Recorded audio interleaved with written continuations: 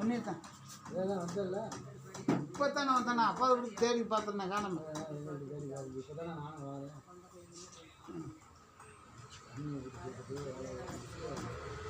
ஆமாம் ஆமாம், இங்கே வேறு அப்புறம் தண்ணி நின்று போச்சுன்னா போச்சு குடிக்கிறதுக்கு தண்ணி வேணுமில்ல.